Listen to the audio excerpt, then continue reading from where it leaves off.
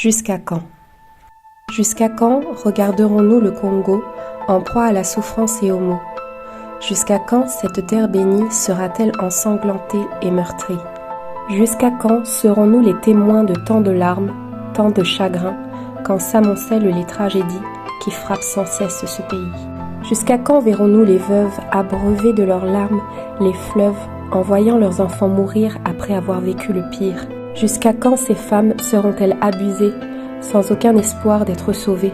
Car même dans les camps de réfugiés, elles sont battues, blessées, brisées. Jusqu'à quand seront-elles violées, leurs vagins déchirés et lacérés par des branches, des bouteilles cassées, par des pierres et des balles tirées? Jusqu'à quand seront écrasés les organes de jeunes enfants à cause des pénétrations répétées de sauvages trouvant cela amusant? Jusqu'à quand seront-ils enrôlés de force dans des groupes armés, abandonnés à leur sort jusqu'à leur triste mort? Jusqu'à quand laisserons-nous certains pasteurs instaurer des climats de terreur, quand emportés par leur propre folie, ils accusent des enfants de sorcellerie? Jusqu'à quand ces petits seront-ils frappés, dans la rue jetés et abandonnés, obligés de mendier et de piller, eux que l'on nomme les chégués? Jusqu'à quand entendrons-nous les nouvelles, celles qui nous rendent tristes et amers quand on apprend les démembrements d'hommes, de femmes et d'enfants?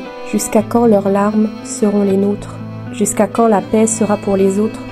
Jusqu'où monteront leurs soupirs avant qu'ils ne cessent de souffrir? Laisserons-nous ainsi passer les années dans l'impuissance et la fatalité?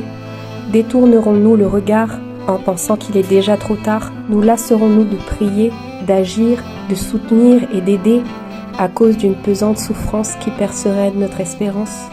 Il en est absolument hors de question, car tant que durera cette situation, nous ne cesserons d'agir, de crier fort et haut « Justice !»